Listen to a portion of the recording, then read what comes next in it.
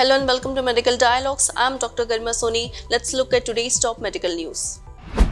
Study links nighttime light exposure to increased Alzheimer's risk in adults under 65. In some places around the globe, the lights never go off. Street lights, roadway lighting, and illuminated signs can deter crime, make roads safer, and enhance landscaping. Undisrupted light, however, comes with ecological, behavioral, and health consequences. Now, researchers there have investigated correlations between outside nightly light pollution and Alzheimer's disease. We show that in the US there is a positive association between Alzheimer's disease prevalence and exposure to light at night, particularly in those under the age of 65, said the first author of the Frontiers in Neuroscience study, Dr. Robin Voigt-Zuela, an associate professor at Rush University Medical Center. Nightly light pollution, a modifiable environmental factor, may be an important risk factor for Alzheimer's disease. The researchers studied light pollution maps and incorporated medical data about variables known or believed to be the risk factor for Alzheimer's disease in their analysis. They generated nighttime intensity data for every state and divided them into 5 groups, from lowest to highest nighttime light intensity.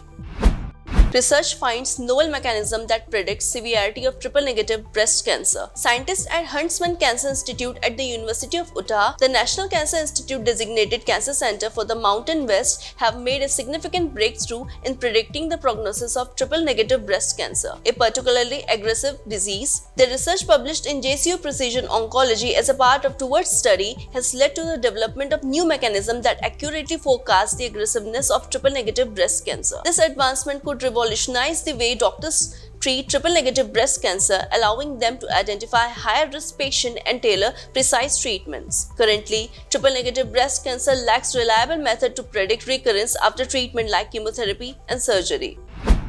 Early pancreatic cancer staging found inaccurate 80% of the time, finds JAMA study. Staging of the patients with early pancreatic cancer is inaccurate as much as 80% of the time, according to a new study published in the peer-reviewed journal JAMA. The finding underscores the urgent need for advancement in diagnostic technology and staging, which could significantly alter early pancreatic cancer treatment and research. In this study, investigators looked at data from more than 48,000 patients in the National Cancer Database. Based on the preoperative imaging, all of the patients in the study had either stage 1 or stage 2 pancreatic cancer. Following surgery to remove their tumors, more than 78% of the stage 1 patients and more than 29% of the stage 2 patients were upstaged, generally to a stage that includes lymph node involvement. Our research reveals that staging essentially for making treatment decisions and determining research eligibility is often inaccurate in early stage pancreatic cancer, said Srinivas Gadam, Associate Director of Pancreatic Biliary Research at Siddharth Sinai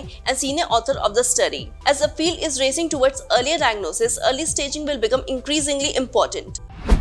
Levels of selenium and magnesium impacts asthma patients, finds scientific reports. Scientists at Chongqing Medical University, China, have conducted a study to investigate the association between blood levels of heavy metals and all-cause mortality among adult patients with asthma. The study, published in the journal Scientific Reports, Asthma is a respiratory disease caused by bronchospasm and airway inflammation. The most common symptoms are breathing difficulty, chest constriction, wheezing, coughing, and thick mucus production. The prevalence of asthma is increasingly steadily worldwide, partly because of increasing environmental exposure to allergens, air pollutants, and tobacco smoke. Currently, more than 350 individuals are living with asthma worldwide, and around 250,000 annual fatalities are directly linked to the condition. Heavy metals including lead, cadmium, mercury, and manganese are ubiquitous in the environment and can enter the lungs and bloodstream through ingestion of the food and water and inhalation of the polluted air. Exposure to these heavy metals can trigger inflammation and oxidative stress, which in turn can cause lung damage and premature death. Selenium is a macronutrient that plays a vital role in reducing oxidative stress and improving immune response.